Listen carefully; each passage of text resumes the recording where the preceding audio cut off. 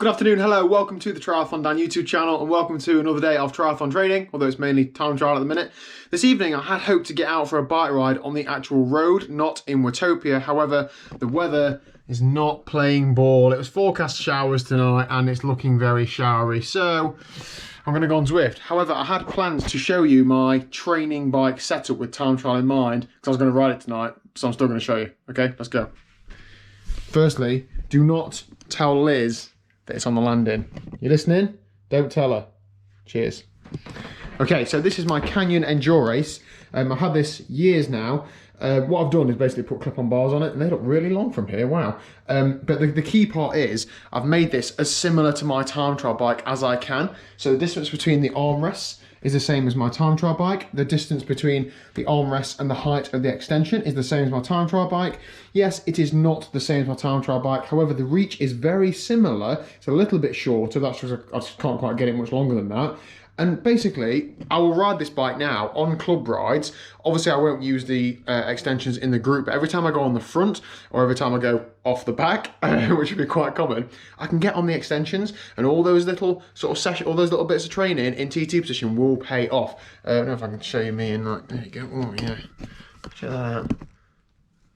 Yeah, there you go, that's terrible, isn't it? So yeah, basically that's what I'm going to do, but using the road bike means that I've got the gearing to cycle around near me because it is quite hilly near where I live. I've got bottle cage mounts, spaces for spares.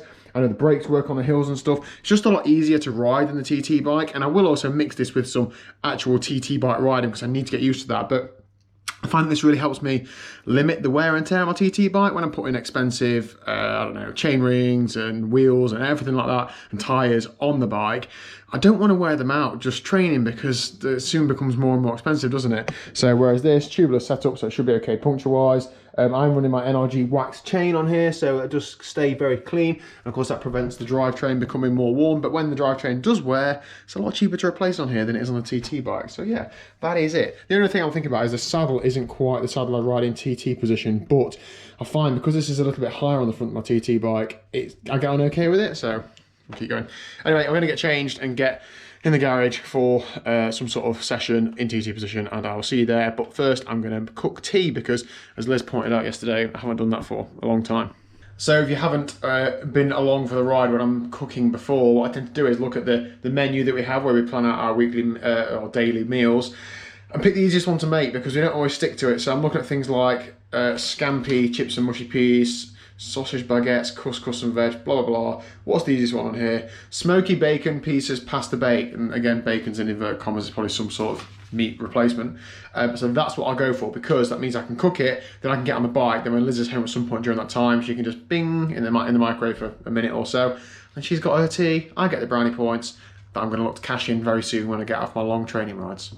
I think there's something in this house or in my life that is just setting me up to always be in trouble with Liz. I've just been filling the sink up to wash the pots, and for some reason that moved, water went in there, on the marigolds, all over the floor. So I've now got to wipe all that up before Liz gets home. Anyway, tea sorted. I know I'm going to get some comments about the pasta sauce. However, you could have some sort of sauce of pasta, haven't you? Stuck a load of veg in there as well, so it's got mushrooms, cauliflower and broccoli. I've also got loads for a couple of lunchtime meals as well, so good evening's work. I think I'm going to risk it for a biscuit and go out. It's looking okay. I'm just going to wash these pots first and then perhaps get ready and go out. It's England match night tonight, so the road should be quieter, although it's not quite, it's like 6 o'clock now, so maybe not until later. Let's see what happens. Well, I'll tell you what, I'm glad I came out, but it's that fine rain that soaks you through.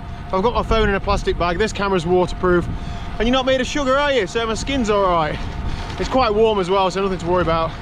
I've just done the undulating bit on the way out, so I'm doing the Fast Friday chain gang loop. Obviously just doing it easier in TT position. I feel like this is quite a lot shorter than the TT bike, and the front end's quite a bit higher, so it's not exactly the same, but I'm still getting, you know, some of that training benefit from training position.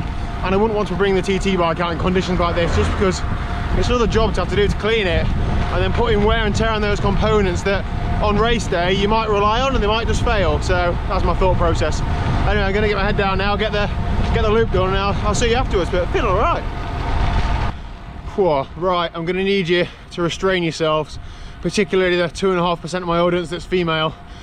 I'm absolutely sopping wet through. I feel like you've only been on holiday for a couple of weeks, like all inclusive, and you're really burnt, so you wear a t-shirt in the pool, but you're feeling really fat.